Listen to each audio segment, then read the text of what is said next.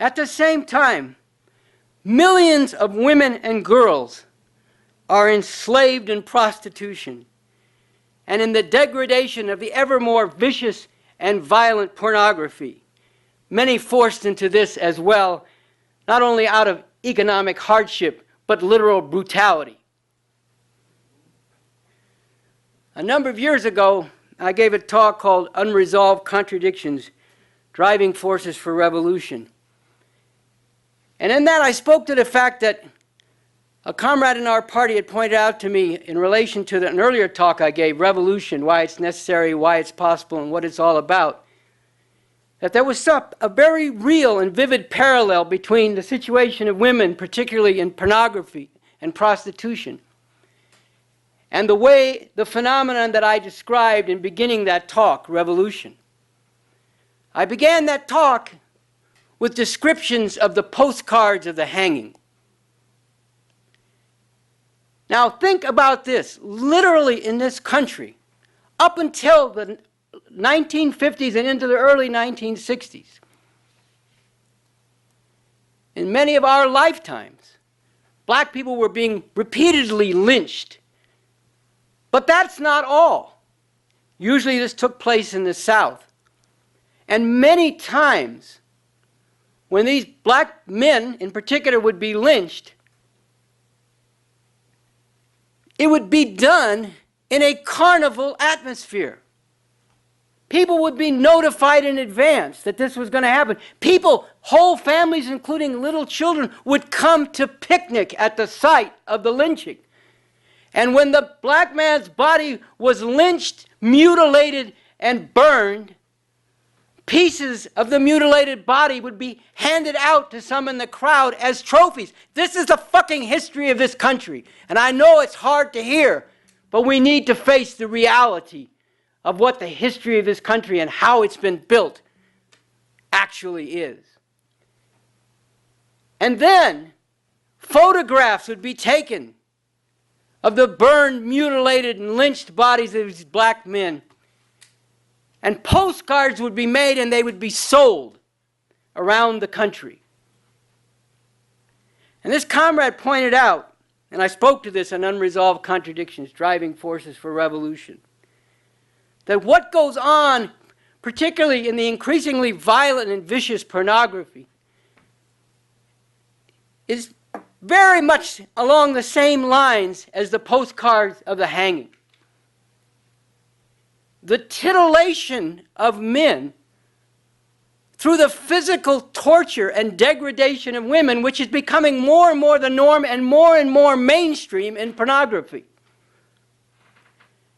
We should all think about the fact that one of the most popular forms of pornography, as it's being more and more mainstream, is rape pornography, depicting literally the woman being raped.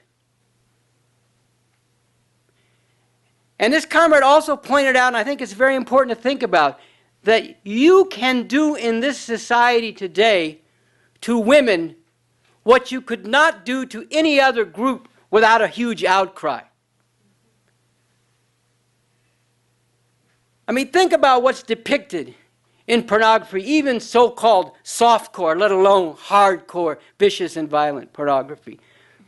Imagine if someone made a film depicting black people in grotesque caricature with gigantic teeth and a big smile eating watermelons and dancing around saying, yes, massa, yes, massa.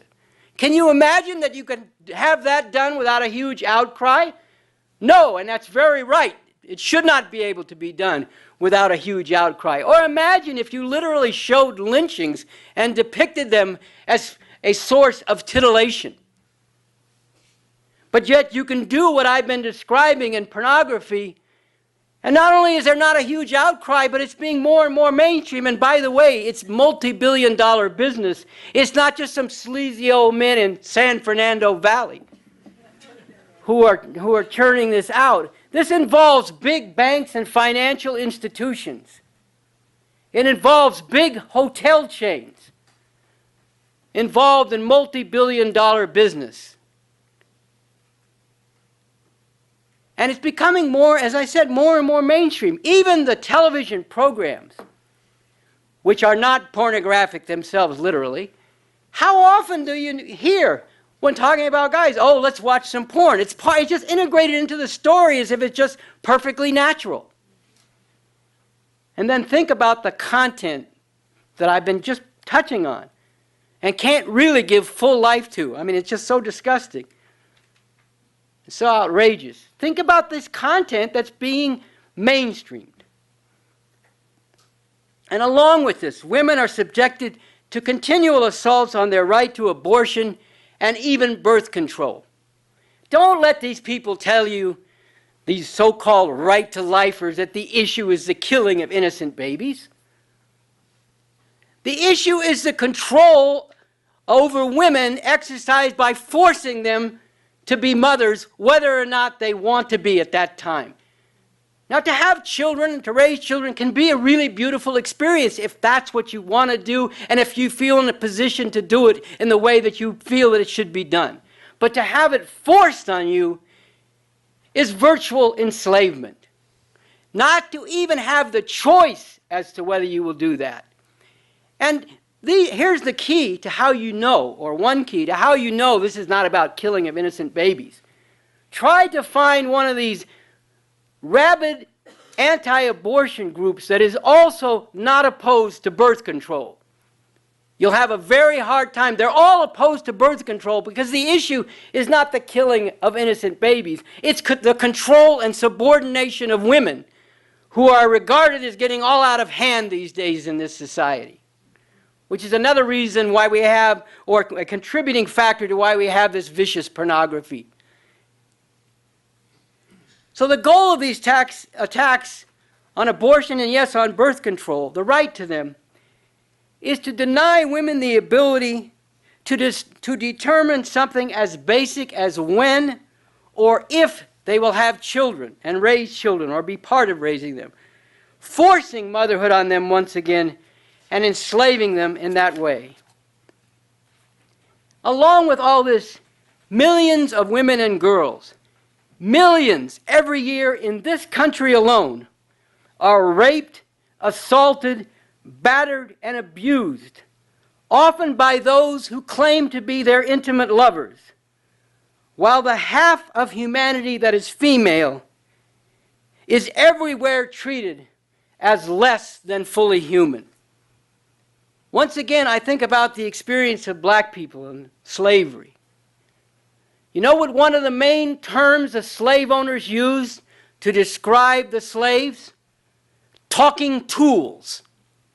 Because this is how they regarded them, and this is how they were treated.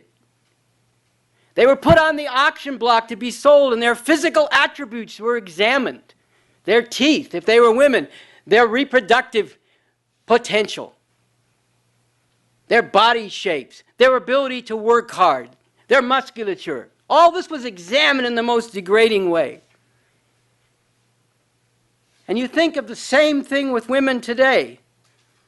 Reduced to objects to be used by men, treated as brood animals to turn out babies, and as unthinking flesh to be consumed and plundered, with their bodies and body parts used to sell products, pimped out and beaten into submission, plundered to portray and promote sex as conquest and domination by men, instead of shared pleasure based on mutual affection and equality.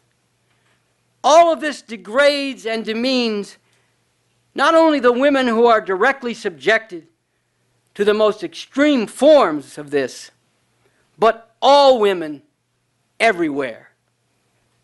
What kind of system is this? And why should anyone accept that this is the best possible way the world could be? And those whose sexual orientation is different from and seen as posing a threat to the dominant gender and sex relations, lesbians and gays, bisexual and transgendered people, or those who are simply unsure about their sexuality and questioning it at a given time, are harassed bullied, often bullied to the point of committing suicide, brutalized and even murdered. And despite certain changes in law and government policy, the reality of LGBT people being discriminated against, insulted, and even assaulted continues as a marked feature of the culture and society, bound up with deep-seated structural relations of this whole system, closely connected to the patriarchy and male supremacy that oppress women.